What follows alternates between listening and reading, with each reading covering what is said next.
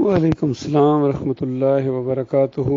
یہ بہت ہی اچھا سوال کیا آپ نے، علمی سوال ہے اور انشاءاللہ اس سے علم بڑھے گا، اور جو غور و فکر کرتے ہیں انہی کو یہ توفیق ملتی ہے، اور جب دلائل سے ان کو جواب ملتا ہے تو جو اللہ کی طرف جھکا ہوا دل ہو وہ اور زیادہ مضبوط ہوتا ہے۔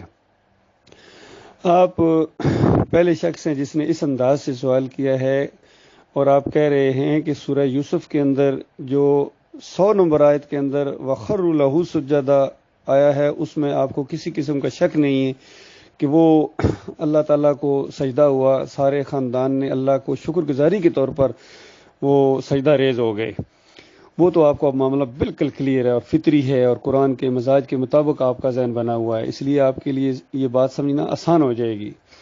اب آپ کا سوال یہ ہے کہ آپ یہ پوچھ رہے ہیں کہ جو 4 نمبر آیت کے اندر یوسف علیہ السلام نے خواب دیکھا اور بیان کیا اپنے والد محترم کو، اس کے بارے میں آپ کا کیا خیال ہے کہ وہ کیا واقعی سورج چاند ستاروں نے آ کے سجدہ کیا تھا؟ تو میرے بھائی دیکھو، ایک بات ذہن میں رکھو کہ خواب کا جو معاملہ ہوتا ہے، خواب میں کوئی چیز آتی نہیں ہے، بلکہ خواب دیکھنے والا خواب دیکھتا ہے، وہ خواب دیکھتا ہے۔ اس کے لیے پہلے میں چھوٹی سی مثال دیتا ہوں، وہ مثال جب آپ سمجھ جائیں گے تو یہ مسئلہ آپ بالکل سمجھ جائیں گے۔ جس طرح آج ان مسلمانوں کے اندر کتنے فرقے ہیں، جو ان کے جو لیڈر ہیں، اور چاہے وہ ابھی موجودہ ہوں یا اس سے پہلے کے لوگ ہوں ان کے، جس طرح طاہر القادری ہو، طارق جمیل ہو، تقی عثمانی ہو، یہ جو لوگ ہیں، ان کا یہ عقیدہ ہے کہ بیان بھی کرتے ہیں کہ میں نے خواب میں نبی علیہ السلام میرے خواب میں آئے اور یہ بتا کے چلے گئے۔ غلام اللہ پنجپیری نے بھی اسی طرح کی بات بتائی تھی کہ ابراہیم علیہ السلام میری خواب میں آئے اور مجھے آ کے کہا کہ بیٹے تم بہت زیادہ توحید بیان کر رہے ہو، شاباش، اس مشن کو جاری رکھو۔ تو وہ اتنا خوش ہو گیا، اس کے بعد سارے اس کے ماننے والے بھی، دیکھو ابراہیم علیہ السلام نے آ کے کہہ دیا ہے۔ غور نہیں کرتے ہیں کہ ابراہیم علیہ السلام کوئی نہیں آئے تھے، غلام اللہ صاحب نے خواب دیکھا تھا۔ اسی طرح نبی علیہ السلام طاہر القادری کی خواب میں نہیں آئے تھے، وہ طاہر القادری صاحب نے خواب دیکھا، اگر وہ سچ بھی کہہ رہے ہیں تو بھی ان کے اپنے خیالات تھے جو خواب کی شکل میں وہ معاملہ آیا ہے۔ اور پھر چونکہ ایک حدیث بھی ہے کہ نبی علیہ السلام نے فرمایا کہ جس نے خواب میں مجھے دیکھا اس نے مجھے ہی دیکھا، کیونکہ شیطان میری شکل نہیں بنا نہیں سکتا ہے۔ یہ ابن سیرین کا ایک وہ قول ہے، اور یعنی ان کی ایک وہ بات ہے۔ تو وہ ساتھ ہی یہ کہتے ہیں کہ یہ ان کے لیے جنہوں نے نبی علیہ السلام کو اصلی حالت میں دیکھا، یعنی صحابہ کے لیے، کسی اور کے لیے نہیں ہے۔ تو اس نقطے کو لوگ بھول جاتے ہیں، اور آج بھی اسی کو روایت کے آدھے حصے کو لے کے جو ہے بیان کرنا شروع کر دیتے ہیں کہ چونکہ نبی علیہ السلام آ کے اچھی اچھی باتیں بتا رہے تھے، تو ظاہر بات ہے نبی علیہ السلام ہی ان کو پوچھو کہ کیا تم نے نبی علیہ السلام کو دیکھا ہوا ہے؟ کہتے نہیں۔ تو پھر تمہیں کیسے پتا چلا وہ نبی علیہ السلام ہے؟ کیا شیطان کسی دوسری شکل میں نہیں آ سکتا تمہارے خواب میں اور تمہیں گمراہ کے کرے، اور اچھی اچھی باتوں کے ساتھ ساتھ تمہارا عقیدہ اس نے برباد کر دیا، تمہارا عقیدہ اس نے بنا دیا کہ نبی علیہ السلام کو معلوم ہو گیا کہ فلاں علاقے کے اندر فلاں بزرگ صاحب ہیں، طارق جمیل صاحب ہیں، اور جناب ان کی خواب میں آ کے سارے واقعات بیان کر رہے ہیں، عالم الغیب بھی بنا دیا آپ نے ان کو۔ طاہر القادری کی جس طرح بیان کیے، تو اس کا مطلب نبی علیہ السلام کو معلوم ہے پاکستان بن چکا ہے، پھر طاہر القادری بھی موجود ہیں، پھر یہ ہے، پھر وہ ہے۔ تو یہی شیطان نے کروانا تھا، اس نے نبی علیہ السلام کو عالم الغیب بنوانا تھا، تمہارا عقیدہ خراب کروا دیا اس نے۔ تو اس طریقے سے ہم ان لوگوں کو بتاتے ہیں کہ دیکھو، خواب دیکھنے والا دیکھتا ہے، وہ نہیں، ان کو پتہ ہی کوئی نہیں ہوتا۔ اب جس طرح کوئی زندہ آدمی ہو، کسی نے اپنے چچا کو خواب میں دیکھا، چچا کو معلوم ہی کوئی نہیں ہے، اور یہ خواب میں بیان کر رہا ہے، تو خواب میں کوئی آیا نہیں کرتا ہے۔ اسی طریقے سے یوسف علیہ السلام کے خواب کا معاملہ ہے، یہ سورج چاند ستارے نیچے آ کے سجدہ کرنے کو نہیں آئے تھے، سورج چاند ستارے اللہ کو سجدہ کرتے ہیں، ٹھیک ہے؟ تو یہ جو منظر یوسف علیہ السلام نے دیکھا، اس منظر کو یا تو یوسف علیہ السلام جانتے ہیں یا اللہ جانتا ہے، اور کوئی اور نہیں جان سکتا کہ وہ منظر کیا تھا، کس طرح کا تھا۔ زیادہ زیادہ کوئی انسان اندازہ لگائے تو سورج چاند ستارے ایک گول قسم کے، جس طرح بڑے بڑے گولے ہیں، گیند ہیں، وہ عزت اور احترام کے طور پر نیچے اترے ہوئے انہوں نے دیکھے، اور یہ عزت اور احترام کی علامت ہے۔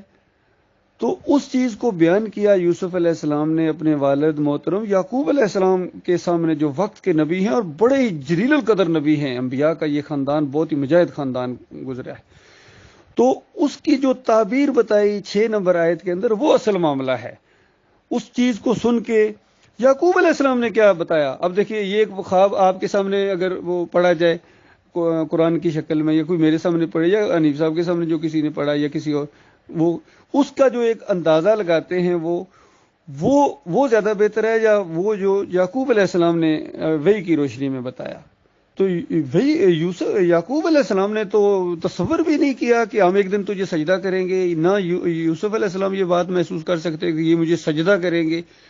اس کا معنی بتایا کہ میرے بچے اللہ تعالیٰ تجھے منتخب کرے گا، یہ ایک بشارت دی اللہ تعالیٰ نے اپنے ان دو برگزیدہ بندوں کو، اور تجھے باتوں کی تہہ تک پہنچنا، معاملات کو، معاملہ فیملی، وزڈم، دانائی جسے کہتے ہیں، یہ عطا فرمائے گا۔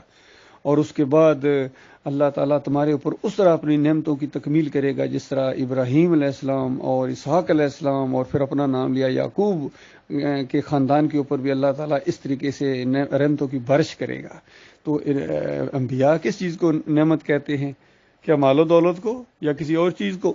نہیں، اللہ کی قرب، اللہ کی بندگی، اللہ کی فرما برداری کی جو اللہ توفیق دیتا ہے اس کو وہ رحمت صحیح معنوں میں ہوتی ہے۔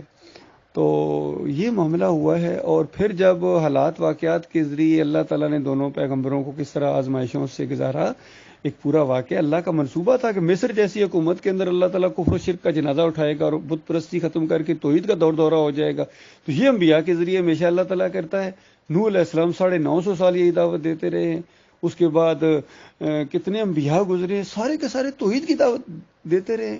یا قوم عبد اللہ ما لکم من الہ غیرہ، اے ہر نبی کی میری قوم کے لوگوں اللہ کی بندگی کرو، بس صرف اس کے رکوع ہیں، اس کے سجدے ہیں، اس کی پکارے ہیں، اس کے ساتھ لگاؤ ہے، اس کے علاوہ کوئی اور نہیں ہے، اس کے علاوہ کوئی اور نہیں۔ اور یہی دعوت اپنے پورے زور کے ساتھ یوسف علیہ السلام اسی سورہ یوسف کے اندر جیل کے اندر دیتے ہیں کہ میرے جیل کے ساتھیوں بتاؤ، غور کرو، یہ جگہ جگہ پھیلے الہ بہتر ہیں یا ایک الہ بہتر ہے؟ ایک الہ واحد القہار ہے، وہ واحد القہار۔ تو اس انداز سے، اور ساتھ ہی کہا کہ دیکھو میں نے اس قوم کو طریقہ چھوڑ دیا جو اللہ پر ایمان نہیں لاتی ہے اور آخرت کے انکاری ہیں، اور یہ اللہ کا احسان ہے کہ ہم اللہ کے علاوہ کسی اور کی بندگی نہیں کرتے ہیں۔ یہ بتایا، اور حکم بتایا، اللہ کا حکم ہے کہ ان الحکم الا للہ امر اللہ تعبدوا الا ایہ، حکم اس کے علاوہ کسی کا نہیں چلتا، اور حکم یہ ہے کہ اس کے علاوہ کسی کی بندگی نہیں، اس طرح کے الفاظ۔ تو پھر یہ سورہ یوسف پڑھنے والا یہ ذہن بنائے کہ پتہ نہیں وہ پورا خاندان نے اللہ کو سجدہ کیا یا یوسف، پتہ نہیں، یہ کنفیوژن ہے جی، پتہ نہیں وہ سورج چاند ستاروں نے اصلی آگے سجدے کیے تھے۔ وہ خواب ہے، خواب کی تعبیر ہوتی ہے۔ جس طرح نبی علیہ السلام نے مدینے میں خواب دیکھا کہ ہم بیت اللہ کا طواف کر رہے ہیں، تو کیا بیت اللہ مدینے آیا تھا؟ کسی صحابی نے نہیں کیا سوال کہ یا رسول اللہ وہ کیا مدینے آ گیا تھا، خانہ کعبہ ادھر آ گیا تھا؟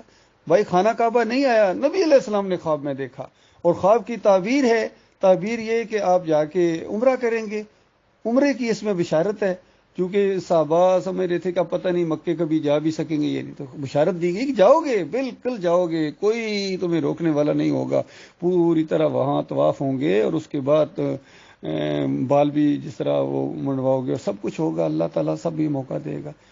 تو اسی طریقے سے ایک دفعہ نبی علیہ السلام نے خواب دیکھا، بے شمار خواب ہیں، صحابہ پوچھا کرتے، بخاری کی روایت کے اندر ہے، صحابہ تعبیر پوچھا کرتے تھے، نبی علیہ السلام بتاتے تھے، کبھی کبھی کسی نے خواب نہیں دیکھا ہوتا تھا، نبی علیہ السلام خود کہتے تھے میں نے آج خواب میں دیکھا، اور ایک مرتبہ کہا میں نے خواب میں دیکھا دودھ کا ایک پیالہ لایا گیا ہے، میں نے پوری طرح سیر ہو کے اس کو پیا، اور اس کے بعد میں نے عمر بن خطاب کی طرف بڑھا دیا، انہوں نے بھی خوب سیر ہو کے اس کو پیا۔ تو صحابہ کہتے ہیں یا رسول اللہ اس کی تعبیر؟ کہا علم، یعنی وہ جو اللہ نے علم نازل کیا ہے میرے اوپر خوب، میں بلکہ یعنی سیر ہو کے اس سے سیر ہو گیا، اللہ نے خوب مجھے علم دیا، اور اس کے بعد وہ میری سے علم جو ہے آگے ٹرانسفر ہوا عمر بن خطاب کی طرف، اور خوب زبردست طریقے سے ہوا۔ تو اندازہ لگے یہ تعبیر ہوتی ہے، یہ نہیں کہ اسی طرح وہ عام زندگی میں بھی بس بھوک پیاس لگی ہوئی تھی اور وہ دودھ آنا تھا، اور پھر نبی علیہ السلام نے دودھ پیا اور پھر عمر بن خطاب کو پیش کیا اور انہوں نے بھی پی، بس دونوں کی بھوک جب پوری ہو گئی تو وہ خواب سچا ثابت ہو گیا۔ ایسا نہیں ہوتا ہے، اس کی ایک تعبیر ہوتی ہے۔ پھر اسی سورہ یوسف کے اندر 2 اور خوابوں کا ذکر ہے، وہ دیکھیے کس طرح پورے ہوئے ہیں۔ دبلی گائیں جو ہیں وہ موٹی گائیں کو کھا رہی ہیں، بادشاہ نے خواب دیکھا، نہ دبلی گائیں تھی مصر کے اندر نہ موٹی گائیں تھی، یہ تعبیر اس کی لی گئی ہے۔ اسی خشک سالی اور ہریالی۔ اسی طریقے سے ایک بندہ ہے جس نے خواب دیکھا سر پر روٹیاں اور پرندے نوچ نوچ کے کھا رہے روٹیوں کو، خواب پھر اس طرح تو نہیں پورا ہوا کہ واقعی کسی دن وہ روٹیاں اٹھا کے جا رہا تھا، نہ، اس کو سولی دی گئی۔ پھر دوسرا تھا وہ رس نچوڑ رہا تھا پھلوں کا، تو اس کا یہ لیا گیا کہ یہ آزاد ہو جائے گا اور اپنے ساقی کو جا کے پلائے گا مشروبات۔ تو ہر جگہ اسی طریقے سے ہے۔ اور ان کے دماغ کے اندر چونکہ خرابی تھی، عقیدہ ان کا خراب تھا، اسی لیے موحد عالم دین ڈاکٹر مسعود الدین عثمانی رحمۃ اللہ علیہ کا فتویٰ ہے، زبردست فتویٰ ہے، یقین کیجیے۔ انہوں نے کہا کہ جس کا ایمان خراب ہوتا ہے نا، وہ اس طرح تعبیر لیتا ہے۔ جس کا دماغ کے اندر شرک ہوتا ہے، جس کا ایمان خراب ہوتا ہے، مشرک ہوتا ہے، وہ اس طرح کی تعبیر لیتا ہے کہ یوسف علیہ السلام کو سجدہ ہوا۔ تو اصل میں ان لوگوں کے ایمان عقیدے کے اندر خرابی ہے۔ تو وہاں یہ معاملہ ہے جو آپ نے سوال پوچھا کہ یہ خواب ہے، یاد رکھیے خواب ہے، اور خواب کی تعبیر ہے، اصلی نہیں آئے تھے سجدہ کرنے کے لیے۔ یہ جو محمد حنیف صاحب لوگوں کو پہلے کڑی سے کڑی ملاتے ہیں، پہلے یہ کہتے ہیں کہ دیکھو سجدہ ہوا یا نہیں ہوا، سورج چاند ستاروں نے سجدہ کیا نا، اگلا بندہ کہتا ہاں کیا، تو مسجود کون تھا؟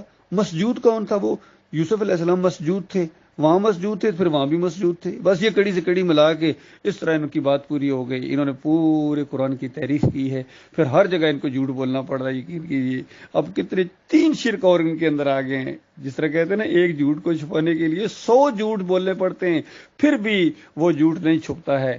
تو اسی طرح محمد حنیف اینڈ کمپنی، یہ جتنے لوگ ہیں، یہ ایک شرک کو ثابت کرنے کے لیے 3 شرک ان کے اندر اور آ گئے ہیں۔ کہتے ہیں عیسیٰ علیہ السلام کو اللہ تعالیٰ نے اپنی صفت معجزانہ طور پر دے دی، دوسرا شرک۔ پھر کہتے ہیں کہ اللہ تعالیٰ جب چاہے اپنی جو صفت جس کو چاہے دے دے، یہ تیسرا شرک۔ پھر کہتے ہیں جب سورج چاند ستارے ایک انسان کو سجدہ کر سکتے ہیں، تو پھر انسان بھی انسان کو سجدہ کر سکتے ہیں، چوتھا شرک۔ اب میں کہتا ہوں 1000 بھی اس طرح کی باتیں آ جائیں، 1000 شرک ان کے اندر اور آ جائیں گے، لیکن یہ شرک کو ثابت نہیں کر سکیں گے، اس شرک کو توحید ثابت نہیں کر سکیں گے۔